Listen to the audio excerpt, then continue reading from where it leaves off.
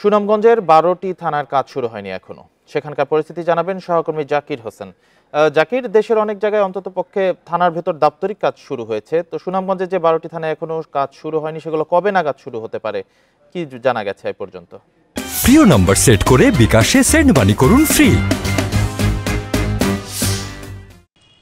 দেখুন, আমি এখন দাঁড়িয়ে আছি সুনামগঞ্জ সদর মডেল থানায়। তো সুনামগঞ্জ সদর মডেল থানায় আমরা দেখেছি কিছু কিছু দাপ্তরিক কাজ শুরু করেছে, কিন্তু অন্যান্য যে থানা অর্থাৎ ১২ উপজেলার যে ১২টি থানা রয়েছে সেইগুলো থানায় কিন্তু এখন পর্যন্ত কোনো ধরনের কার্যক্রমই শুরু হয়নি। তো আমরা জেলা পুলিশ সুপার MN মুর্শেদের সাথে কথা বলার চেষ্টা করেছিলাম, তার সাথে বারবারই আমরা মুঠোফোনে কথা বলার চেষ্টা করেছিলাম, কিন্তু উনি মোবাইল ফোন রিসিভ করেনি। তার ফলে আমরা জানতে পারি। তো এখানে সুনামগঞ্জ সদর থানার তদন্তর সাথে আমরা কথা বলেছিলাম। তিনি আমাদেরকে জানিয়েছেন যে সদর থানায় কিছুটা কাজ শুরু হয়েছে দাপ্তরিক, কিন্তু তারা এখনো পুরোপুরিভাবে মাঠে নামি নেই, অর্থাৎ মাঠে নামি নেই বললেই চলে। আমরা আপনাদেরকে যদি একটু দেখাই, এই মুহূর্তে কিন্তু সুনামগঞ্জ সদর থানা সহ যে ১২টি থানা রয়েছে প্রত্যেকটি থানায় কিন্তু সেনা সদস্যরা কিন্তু নিরাপত্তা কাজে রয়েছে।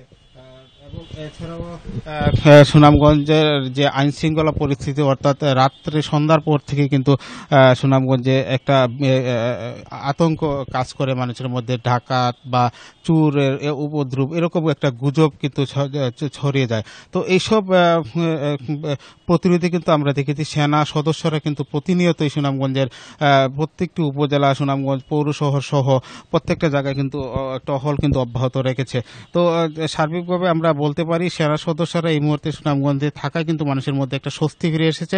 এবং আমি যদি ট্রাফিক ব্যবস্থার কথা যদি বলি, ট্রাফিক ব্যবস্থায় আমরা দেখেছি বৈষম্য বিরোধী ছাত্র আন্দোলনের যারা ছিল তারাই কিন্তু এখন ট্রাফিকের কাজ করতে। তো সার্বিকভাবে আমরা এখন বলতে পারি, তো যদি যত দ্রুত মানুষের একটা দাবি রয়েছে, যত দ্রুত পুলিশ মাঠে কাজ শুরু করবে ততই মানুষের মধ্যে একটা স্বস্তি ফিরে আসবে।